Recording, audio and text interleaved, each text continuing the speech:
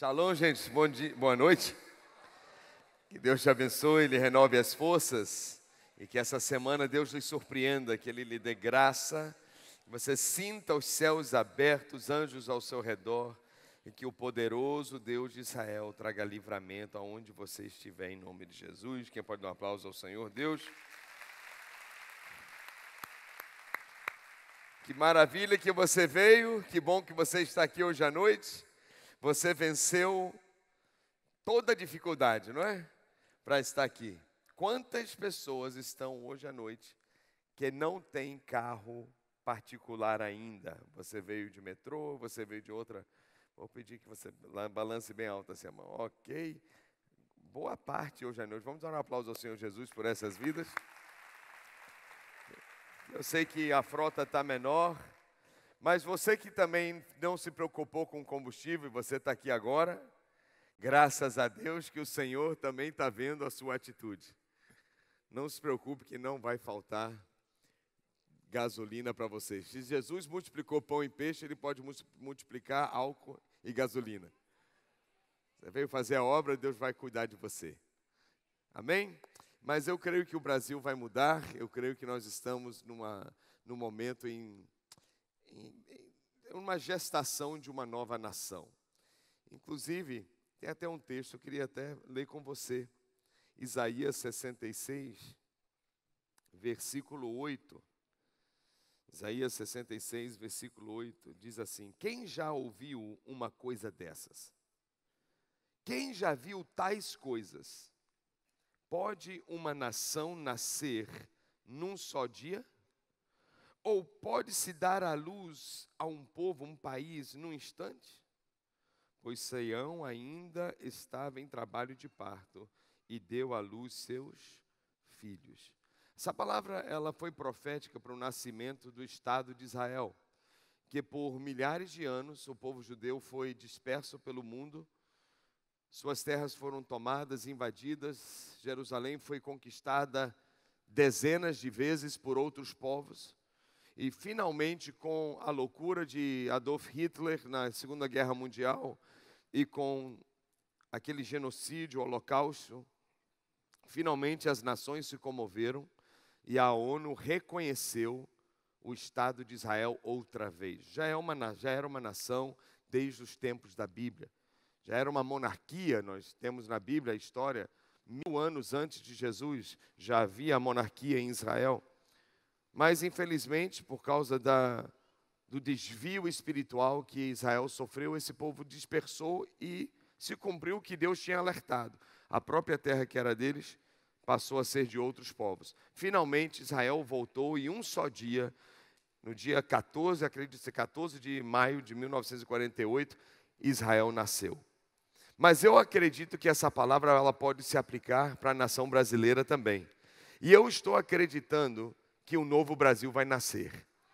E eu gostaria que você acreditasse comigo também em um novo Brasil. Quantos aqui creem que Deus ama o Brasil de verdade? Amém? Eu não vou perguntar se você crê que Deus é brasileiro, não é isso, mas você crê que Deus ama o Brasil? E eu tenho certeza que Deus tem planos melhores para essa nação do que nós estamos vivendo. Mas o que eu sinto no meu espírito é o seguinte: o que nós estamos passando agora são gemidos. De fato, a nação está gemendo, muita crise, muita preocupação, até desconfiança de outros povos. Mas tenha fé, porque nós aprendemos de que, falando em dar à luz, mães aqui que tiveram filhos e o parto foi natural, sabem muito bem de que a última contração é a pior que existe. A pior dor é a última. É semelhante antes do nascer do sol, a noite mais escura é a última antes do nascer do sol. E eu acredito que se as dores do Brasil estão aumentando, é porque o maior milagre está chegando. Normalmente é assim que acontece. E o Brasil está sofrendo, o Brasil está passando por uma luta. De fato, são como dores de parto, mas uma nova nação vai nascer, querido.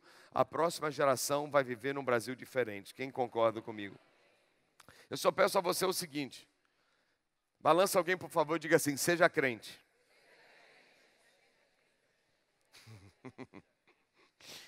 A gente é crente em relação a Deus, não é? A gente é crente em relação a Jesus. Seja crente em relação aos planos de Deus para o Brasil. Acredite na sua nação.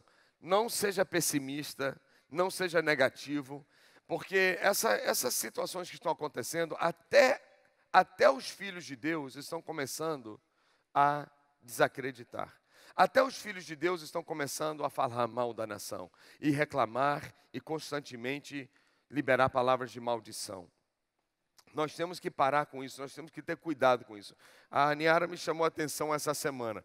Eu estava no carro e eu estava reclamando dos buracos na cidade. Que a gente entra no carro, o carro fica assim.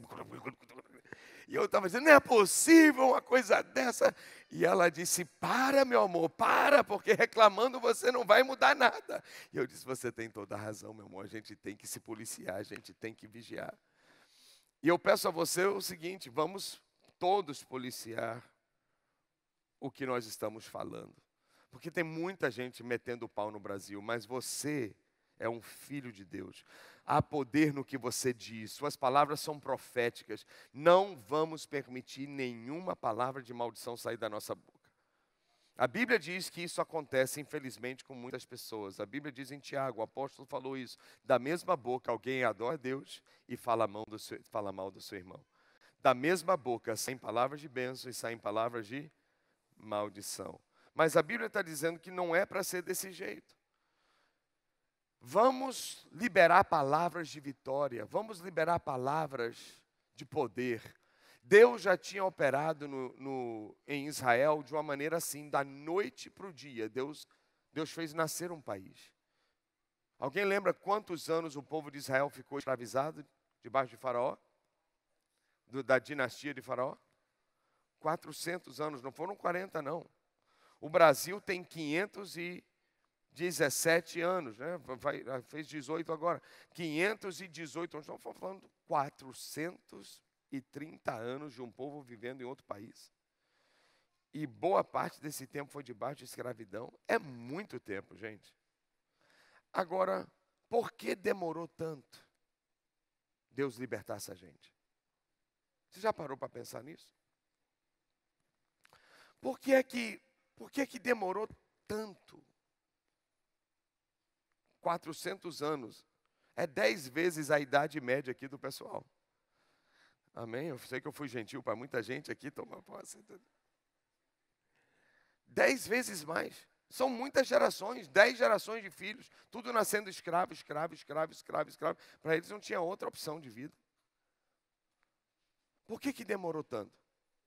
Sabe por quê? Porque durante aquele período todo, eles só sabiam reclamar, eles só sabiam falar mal do país, falar mal do governante, falar mal dos ministros. Né? Você não conhece ninguém assim, não é? Aqui também não tem ninguém assim, graças a Deus, aleluia. Aqui está todo mundo com anjinho aqui. Aqui. Mas eles viviam reclamando, murmurando, dizendo que tudo está ruim, eles não conseguem nada, a vida está difícil, salário está pequeno, meu Deus, o que vai ser? E essa atitude de reclamar, murmurar, não traz milagre, pelo contrário, prorroga ainda mais o sofrimento. Agora, teve um momento que algo mudou. O sofrimento foi tão intenso. O último faraó que dominou o povo foi tão cruel, que a Bíblia diz que ele obrigava 2 vezes mais a carga do dia e ainda recolheu a palha para o povo fazer os blocos de barro. Ele foi muito cruel, sob debaixo de muito castigo. Quando chegou no limite estourado do que o povo suportava, eles começaram a chorar e pedir a Deus misericórdia, pedir a Deus misericórdia. E a Bíblia diz que levantaram um clamor a Deus. E quando o clamor foi levantado e subiu até o trono, Deus ouviu e disse, agora sim, com essa atitude eu posso agir. Então a pergunta não deveria ser, por que demorou tanto Deus libertar o povo? Não, a pergunta ideal seria, por que o povo demorou tanto de clamar a Deus? Será que eu e você temos que esperar um sofrimento ser pior? Será que a gente tem que esperar o Brasil ter mais uma geração de prejuízo, mais uma geração de perdas, mais uma geração de dores para o brasileiro chegar uma hora e não aguentar mais e ter que gritar? Será que tem que deixar o Brasil virar uma Venezuela, virar como uma nação como Cuba, para a gente gritar e dizer, não dá mais? E aí Deus vai nos atender? Ou quantos acham melhor Deus responder logo, sim ou não? E eu creio que em um dia Deus pode mudar essa nação. Mas em um dia, um clamor tem que subir. Deus olhou para Moisés e disse, Moisés, tira o sapato dos seus pés, porque essa terra agora é santa. Por quê? Por que é santa? Porque Deus disse, porque eu desci e eu estou aqui agora. Você desceu? Sim. Por que você desceu? Porque quando o clamor sobe, eu desço para responder. E em Brasília, um clamor vai subir. E está aqui no meu coração. Eu estou sentindo algo profético, de que a partir do dia 6, do dia 8 e 9 de junho, algo vai acontecer nesse país muito poderoso. Não sei quando, mas algo está para acontecer, porque Deus vai ouvir os clamores da igreja. E a Bíblia diz que quando Deus desceu, Deus julgou os deuses do Egito. Tinham 10 deuses principais no Egito. Por isso que Deus enviou quantas pragas? 10. Uma praga para pisar na cabeça de cada principado da nação. E eu tenho certeza que principados e potestades do diabo cairão na nação brasileira e nós vamos ver um novo país. Quem pode concordar comigo? Pode dizer amém? Eu creio que isso vai acontecer. Agora, só depois que houve um clamor. Por isso que nossas palavras precisam ser proféticas. Por isso que nós precisamos ser usados por Deus, que quando alguém chegar para a gente falar algo negativo, falar algo pessimista, nós temos que dizer, epa, para, não fala mais nada não. Não vai ser assim. Deus está mudando isso. Meu filho essa semana falou para mim, o Caleb, ele disse, depois estávamos vendo o jornal juntos, e ele disse, não acredito, meu Deus, que é isso? Que país é esse? Porque tinha uma série de uns 4 reportagens de corrupção, mas não necessariamente no governo, mas em merenda escolar, em hospital, em negócio de ambulância. Foi tanta coisa, uma coisa após outra. E ele disse, meu Deus, está em todo lugar. E eu falei para ele, disse, filho, feliz é a nação cujo Deus é o Senhor. E eu expliquei para ele o que eu já falei para vocês. Eu disse o seguinte, ó, essa palavra nação, na Bíblia, não significa sistema político. Não significa um governo de homens, significa povo. Feliz é o povo cujo Deus é o Senhor. E o que eu acredito é que o Brasil vai mudar quando o povo brasileiro mudar. A crise que a gente tem hoje é de integridade, não é uma crise política. Não é uma crise política. O brasileiro mudando, então nós vamos ter novas pessoas governando e nós vamos ter novas esperanças vindo para a nação. Por isso que é importante eu e você nos envolvermos politicamente, profeticamente. Nós temos que acreditar nesse futuro. Vou perguntar mais uma vez, quantos aqui creem que Deus ama o Brasil? Sim ou não? Ok? E vamos ser usados de forma ousada. Seja ousado. Alguém falou mal do país nesses próximos dias? Diga assim, ô meu amigo, eu já ouvi tanta coisa ruim. Eu tô querendo ouvir coisa boa. Essa semana, na reunião de ministérios, toda semana eu faço com minha equipe, nós começamos assim. De repente, uma coisa puxou a outra. Aí um começou a falar disso, falar daquilo, aí eu também entrei. E quando eu caí em mim, eu disse, espera aí, o que está acontecendo? Aí eu parei e disse, para. Eu disse, cada um agora vai dizer porque você ama o Brasil, porque você ama a nação.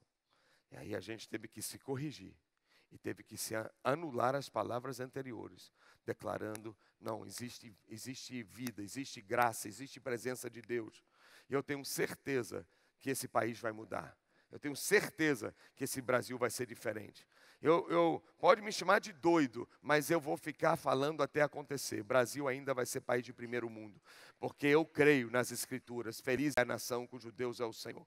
Estatísticas dizem que dentro de 15 a 20 anos, se o ritmo de crescimento dos evangélicos continuar, nós seremos 51% evangélicos na nação brasileira. Isso é um milagre, isso é uma coisa sobrenatural. Eu não estou dizendo que religião é a solução, eu estou dizendo que o evangelho é a solução. Porque quando o evangelho entra no coração de uma pessoa, transforma-se em alguém. Você não tem poder de mudar ninguém. Você não tem poder de mudar nem eu. Só Deus pode.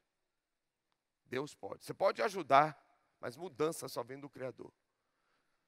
E nós temos que crer que Deus vai mudar o brasileiro. Nós vamos pregar o Evangelho, e o Evangelho está fazendo uma grande mudança. Quantos de vocês, quantos de nós, ao conhecermos as Escrituras, ao começarmos a ser ensinados pela palavra de Deus, mentalidades antigas começaram a ser transformadas? Maneiras da gente pensar, nós começamos já a mudar. É verdade ou não? Quantos aqui sofreram boas mudanças, sim ou não? Depois do Evangelho. Pois é.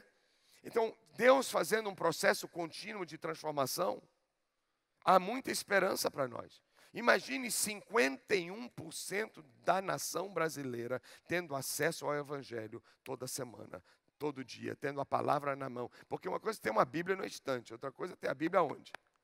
No coração. E as palavras, pessoas lendo a Bíblia, conhecendo a palavra, indo para a igreja, indo para a célula, compartilhando dia a dia nas redes sociais. E o Evangelho mudando a maneira de pensar. As pessoas restaurando a integridade, restaurando a idoneidade da nossa nação. Há esperança sim para o Brasil. Eu creio nisso. Nós só estamos numa fase de transição. Tudo que nós estamos vivendo é circunstancial. Quem pode dizer, vai passar? Amém? Diga mais bonito, vai. Vai passar. Nós somos a geração da transição. A geração da transição é um desafio, porque você não é o que era, mas ainda não chegou a ser o que você deseja.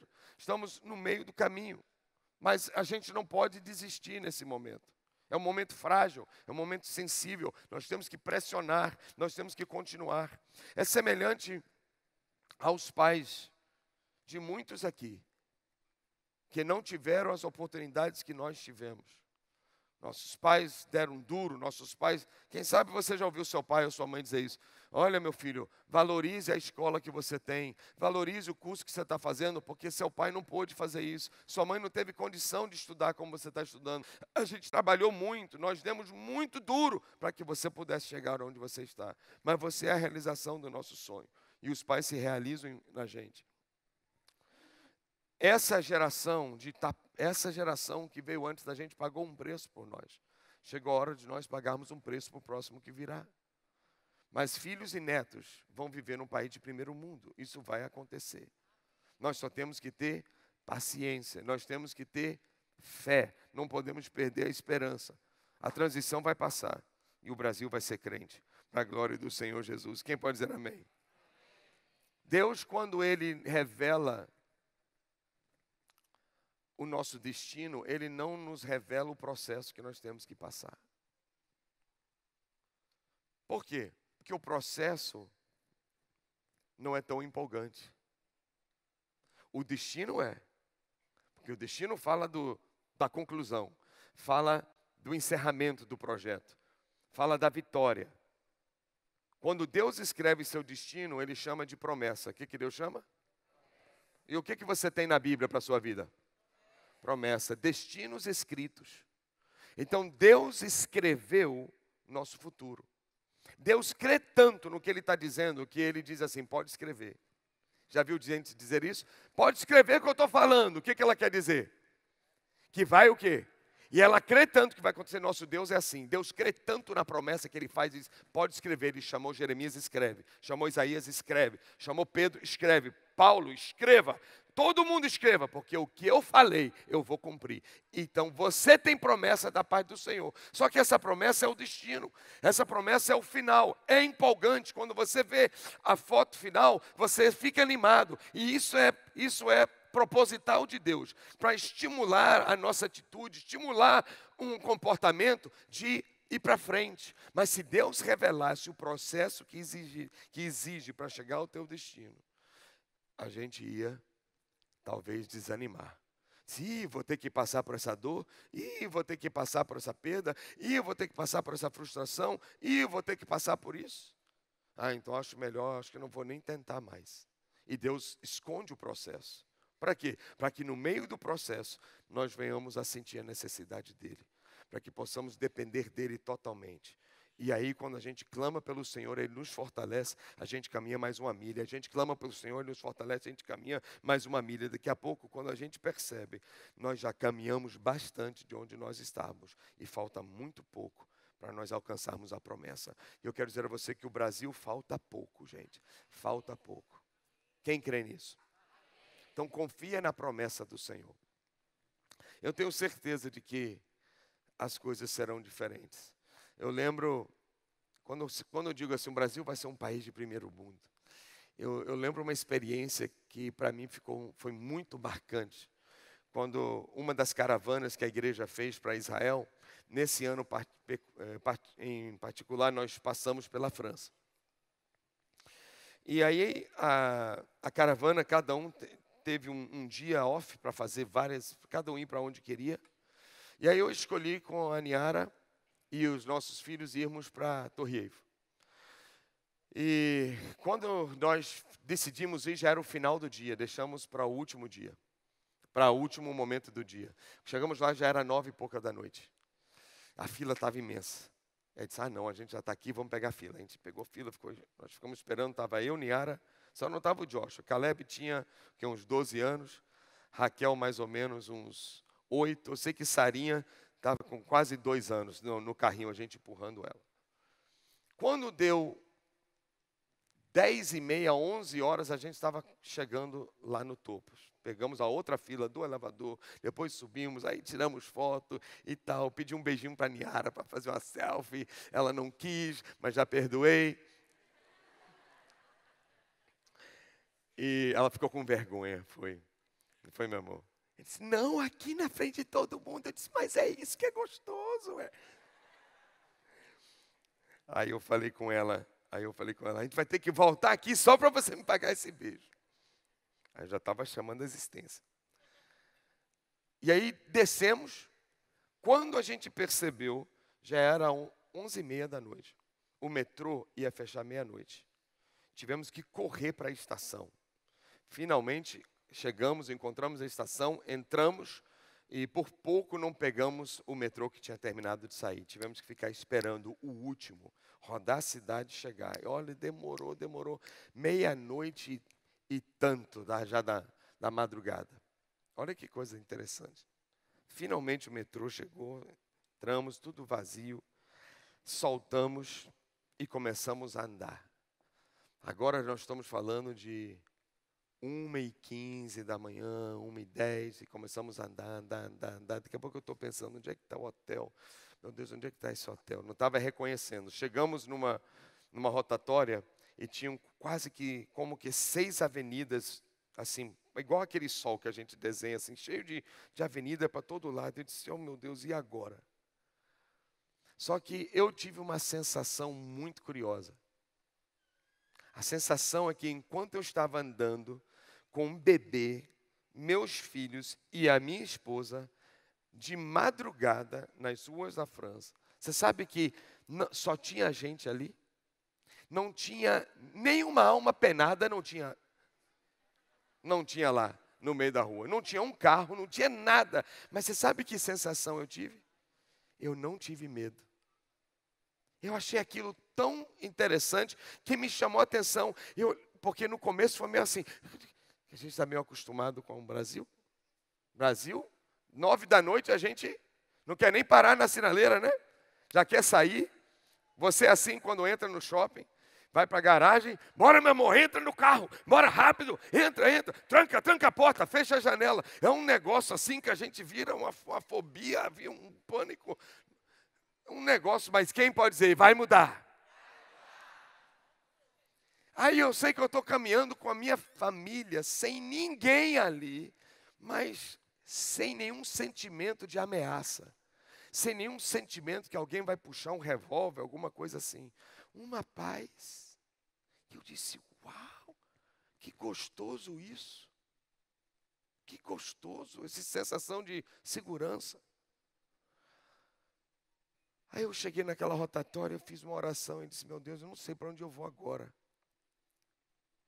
Todo mundo dormindo, os meninos, eu não aguento mais. Aí eu orei e disse, Deus me ajuda. Daqui a pouco, quando eu olhei lá no final da rua, eu vi alguém vindo assim, do tamanho de uma mosquinha assim.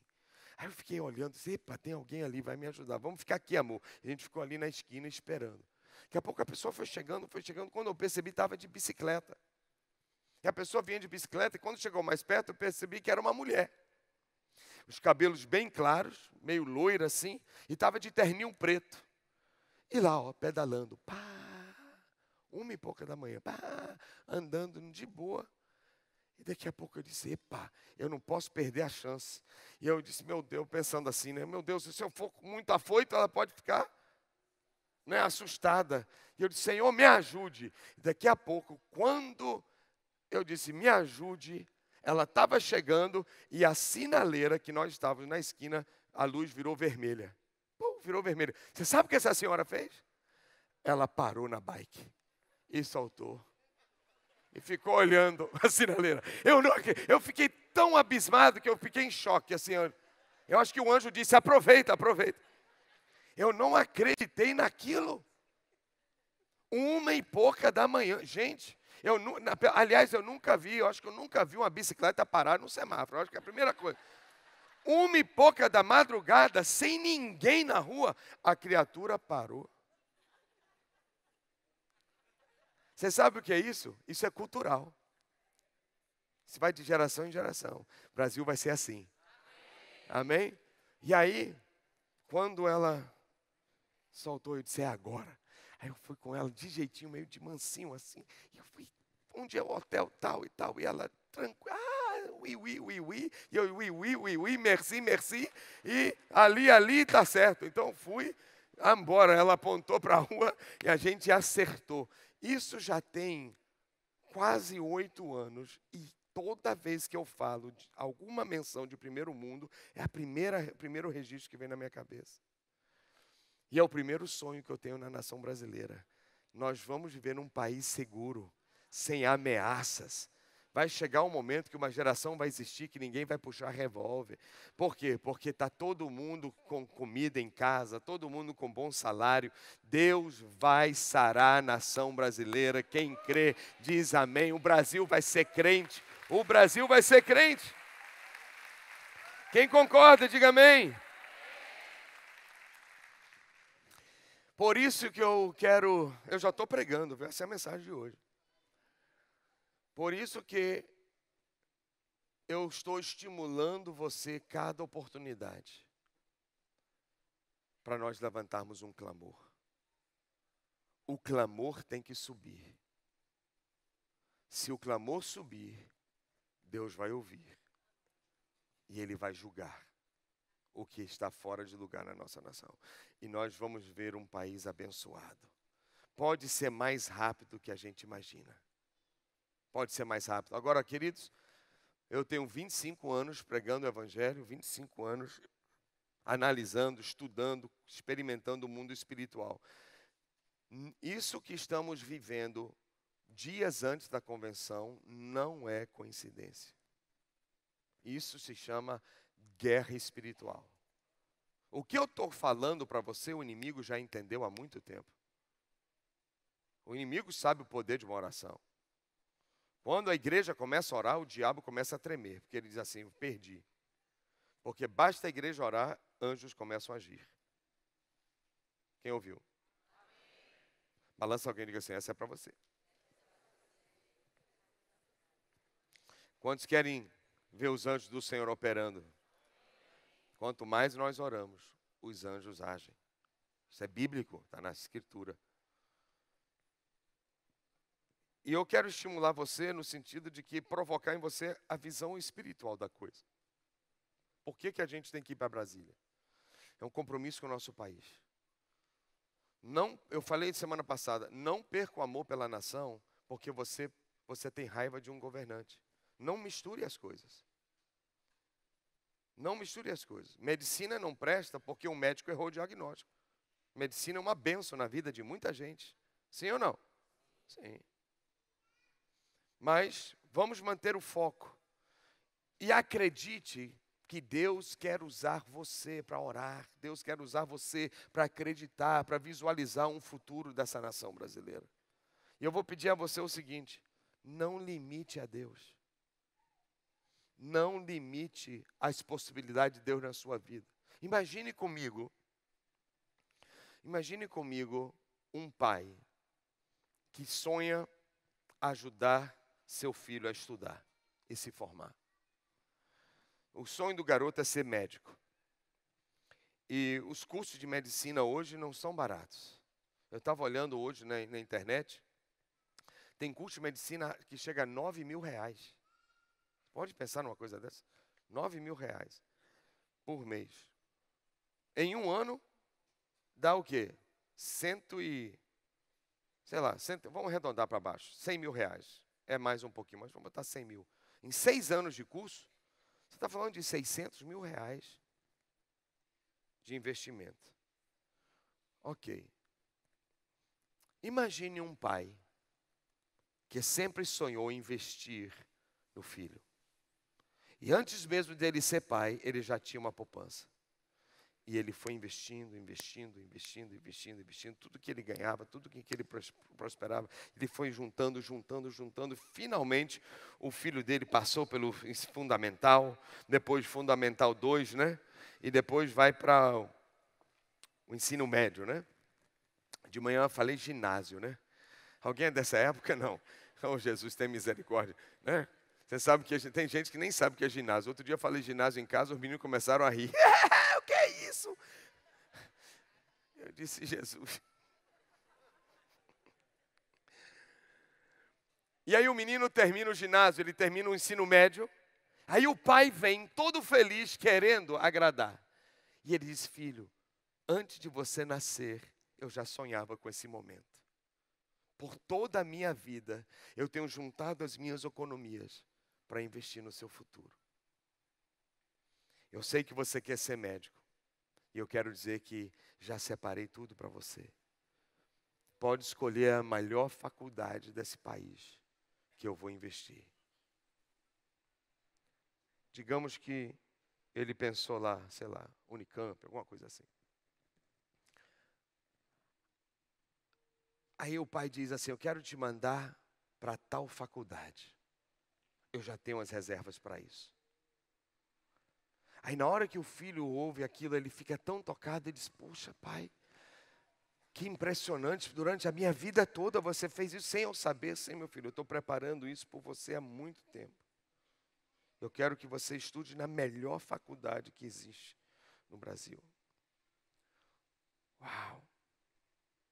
Pai, obrigado. Só que eu não posso aceitar não, pai. Mas por quê?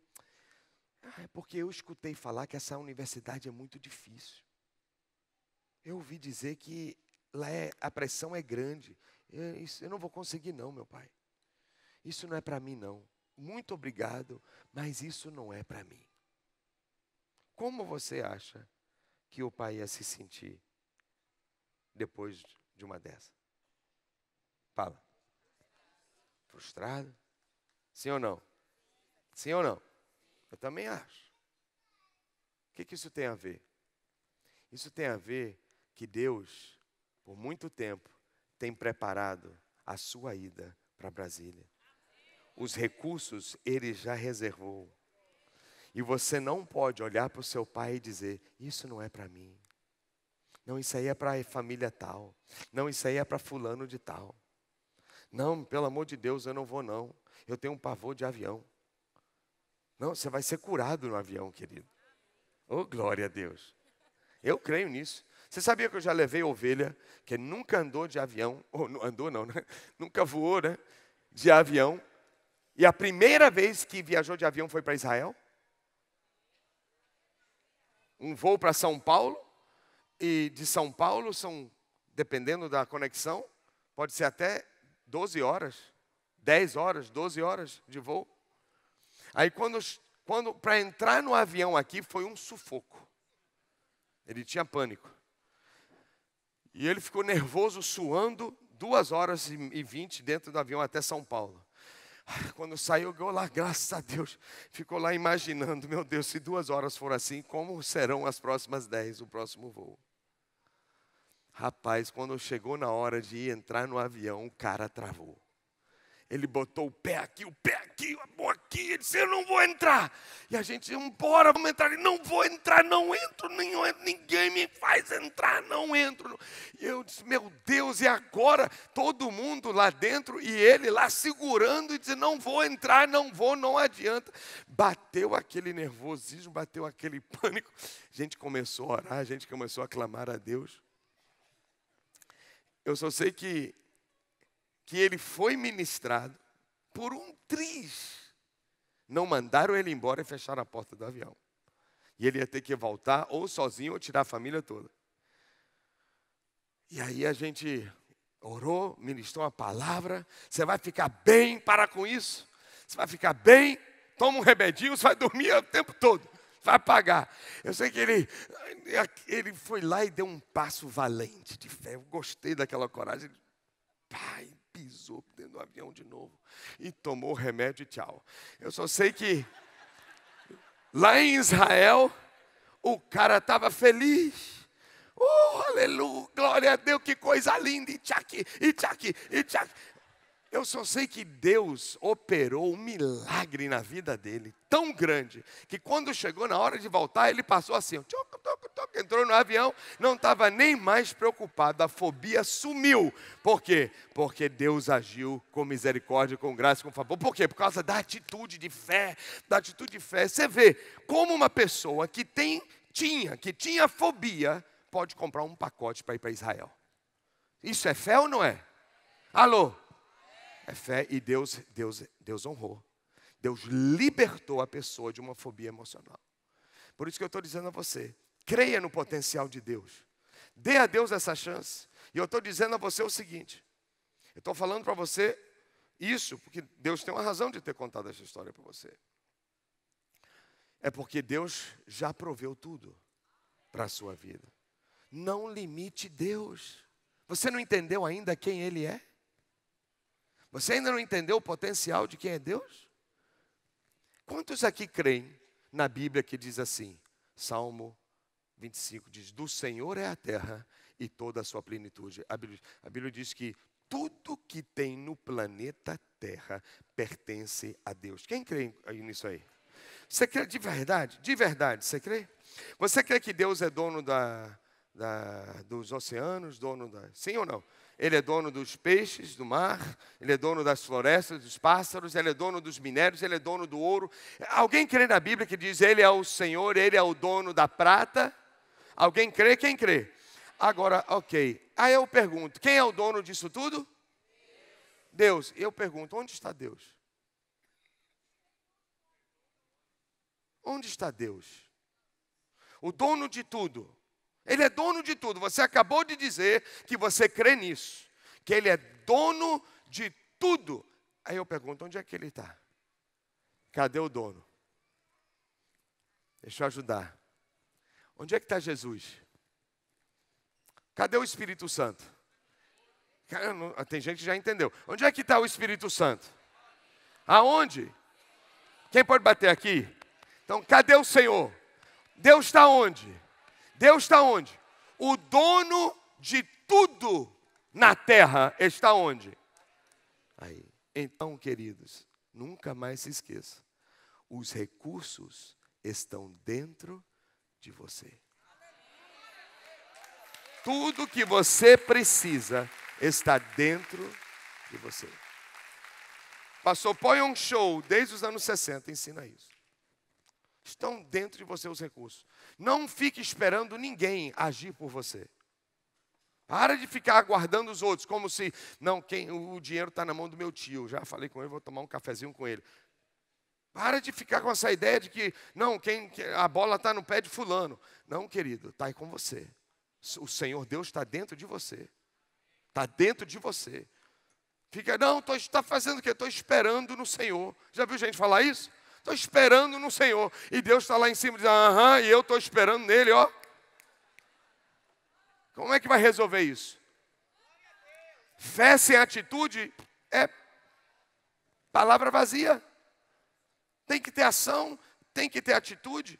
Você tem um sonho, você tem um projeto, os recursos estão em você. Não se limite por aquilo que você vê. Você tem um sonho de abrir uma escola? Comece a trabalhar em cima disso. Comece a projetar. Faça um plano, coloca no papel. Senta com um diretor de escola, conversa com alguém, pega umas ideias. Não significa que tem que nascer esse mês, mas você já está caminhando em direção ao sonho que Deus colocou no seu coração. Começa a agir, começa a operar. Planeja como se todo o dinheiro já estivesse aqui no seu bolso. Isso é atitude. A maior expressão de fé chama-se planejamento. Por quê? Porque significa que você creu tanto que você já está fazendo os planos. Quem está ouvindo? Não fica aguardando. Começa a agir. Onde estão os recursos? Onde estão os recursos? Aqui dentro. Quem pode dizer aqui dentro? Então diga comigo, eu posso. Eu posso. Eu quero orar com você, para que o Senhor realize esse milagre. De fato, eu tenho uma meta. Foi colocado para mim um desafio. Eu aceitei, eu quero crescer, eu quero romper. Só que minha motivação de encorajar você de ir para Brasília não é para eu alcançar uma meta. É pelo propósito da viagem. É muito mais válido. É pelo entendimento espiritual de tudo que vai acontecer. Deus só está esperando alguém clamar para Ele agir. E curioso, no ano da eleição, nós vamos para Brasília fazer essa oração. Tem que ter alguma razão. Toda hora alguém me pergunta, e aí, pastor, como é que a gente vai fazer? Você vai votar em quem? Você vai apoiar quem? Eu não sei, está uma incógnita. O que vai ser o futuro desse país? Bem, meus olhos não estão postos nos homens. Meus olhos estão postos no Senhor. Nosso partido se chama a Bíblia. Se candidato está com a Bíblia, então eu estou com o candidato. Pouco me importa a sigla. Isso tem um peso? Tem, mas não é a primeira coisa que eu olho. Pode ter até uma sigla boa, mas se não está com a palavra, não está comigo. É assim que a gente tem que entender. Quem está ouvindo aqui?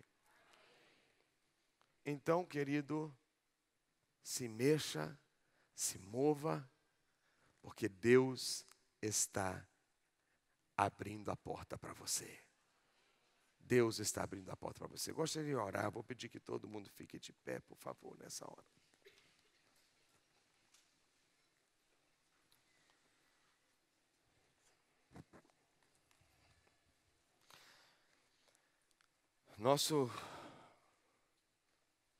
Nosso desafio, gente, sabe o que é?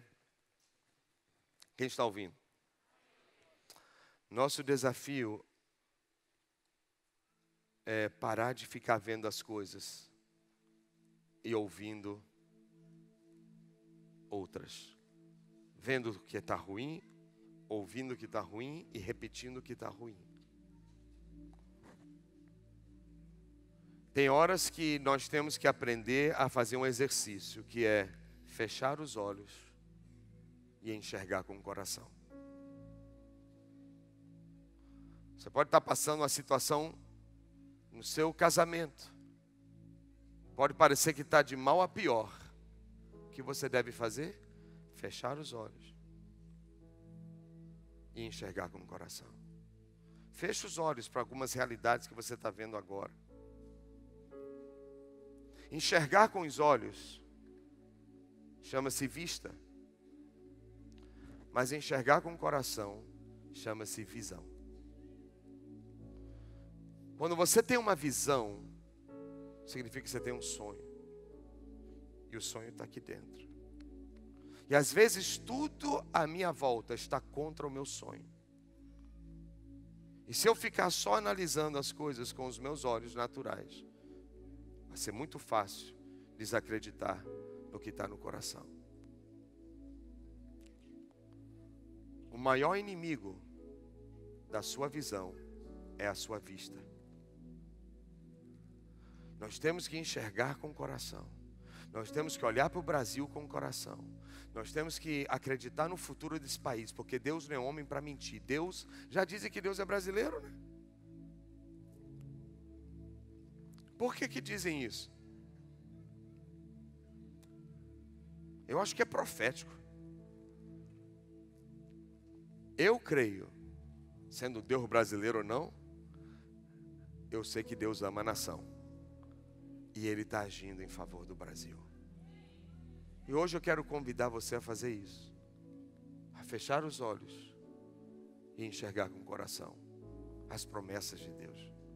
Lembre-se, destinos escritos chamam-se promessas na Bíblia. Deus acreditou tanto que Ele colocou no papel. Deus acredita tanto em você que Ele já disse aonde você vai chegar. Por escrito. Você ouviu recentemente, fizeram um negócio pelo país, para as pessoas gravarem selfies assim, pequenos filmes, né, dizendo assim, o Brasil que eu quero, né? Já viu isso? Tem gente que fez esculhambação e etc. Mas muita gente registrou ali um sonho. Que tal a gente fazer isso como igreja, como povo de Deus? Vou pedir a você a dar as mãos, por favor. Vou pedir a você a fechar seus olhos naturais.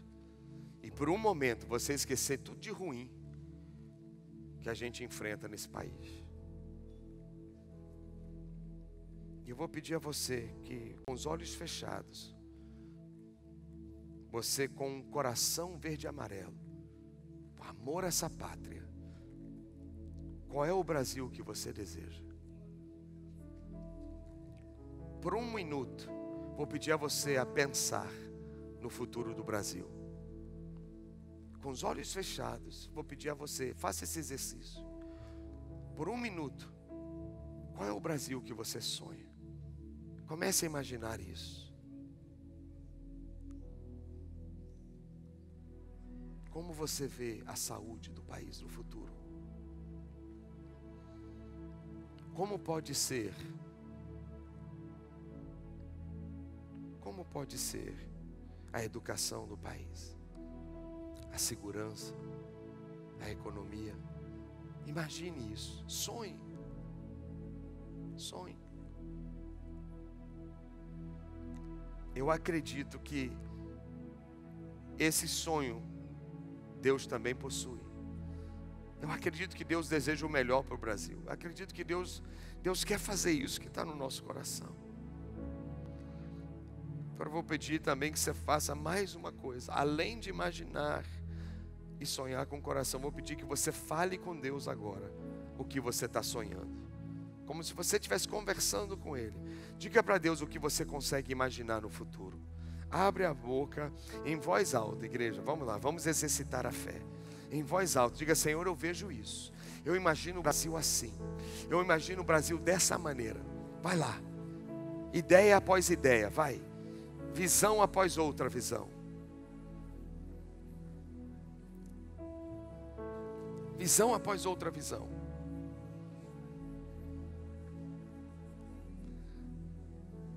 Mais alto, vai, mais firme, mais forte, com mais fé, mais intensidade. Papai, ouça nossas orações, ouça o que nós estamos sentindo no coração. Esse é o Brasil que nós sonhamos. Um povo brasileiro transformado. Um povo brasileiro, o povo brasileiro transformado, tocado pelo Senhor. Ministra, alcança-nos, ó Deus. Alcança-nos. Realiza isso, Deus. Realiza isso. Faz essa obra.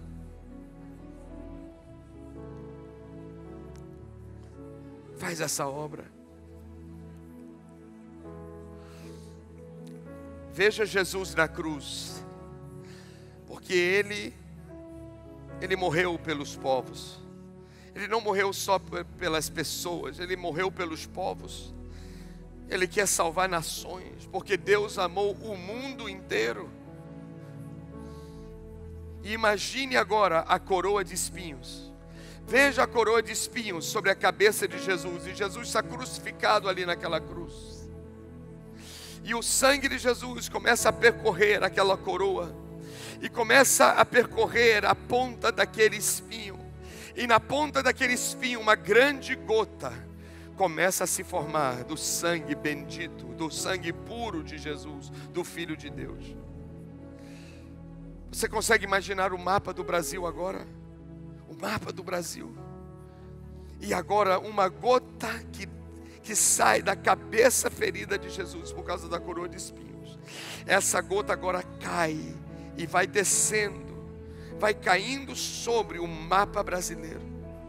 E ao ele tocar o mapa do Brasil, como uma pedra que cai numa lagoa, como ondas circulares, ondas expansivas, a bênção do Senhor começa a crescer, crescer e aumentar, e vai alcançando do norte ao leste, ao oeste, ao sul do país, todas as fronteiras da nação brasileira tem um impacto do sangue de Jesus. E essa nação será lavada pelo sangue do Cordeiro, e toda a maldição dos nossos antepassados será quebrada pelo poder que há no sangue de Jesus. Poderá uma nação nascer em um só dia? Pergunta o Senhor. Sim, é possível. É possível em uma só noite um clamor subir e Deus descer e definir que o tempo do futuro do Brasil chegou. O tempo da virada, o tempo da mudança. Usa a nossa vida, Senhor. Que a nossa boca seja, ó Deus, profética. Que a nossa linguagem seja, ó Deus, poderosa, para chamar à existência um futuro desejável. Usa-nos para desfazer palavras pessimistas. Usa-nos para quebrar decretos, ó Deus, de maldição sobre o Brasil. Toda vez que a gente ouvir uma notícia no jornal ou um comentário de um colega, a gente poder, ó Deus, liberar uma palavra de vida e vitória sobre a nação brasileira. E agora eu faço mais uma oração, Pai. Toma este rebanho aqui. Leva-nos para Brasília. Nos dias 8 e 9. Só faltam 2 semanas, Senhor. Haja de uma forma sobrenatural. Esse é um tempo decisivo do nosso país. O Senhor precisa da gente. O Senhor precisa desses homens e mulheres que aqui estão. Cada um fará falta. Cada um fará a diferença. Eu oro, Tu que és o dono de toda a terra e tudo que há no planeta. Tu és o dono da Latam, da Azul, da Avianca, dono da Gol, Passaredo. O Senhor é o dono de toda a rede hoteleira em Brasília. Papai do céu, haja esses dias, haja, Senhor Deus. Libera uma palavra só, basta uma só, papai. Uma palavra, libera do alto e conduz, Senhor Deus, grandes oportunidades para teus filhos, Senhor Deus, se mobilizarem. E esses dias nós fecharmos, ó Deus, essa ida para lá. Surpreenda-nos, Senhor, eu te peço 2.000 vidas. Se o Senhor me pediu isso, é porque o Senhor acredita que podemos. Leva 2.000 pessoas, Senhor Deus. No mínimo, papai, no mínimo. Eu vou mudar minha oração. No mínimo 2.000 pessoas, Pai. O Senhor pode todas as coisas. O Senhor pode todas as coisas. Quem pode dizer eu também? Posso todas as coisas naquele que me fortalece. Seu nome é Jesus. Quem pode dar um aplauso para Ele, o Senhor Jesus, amém?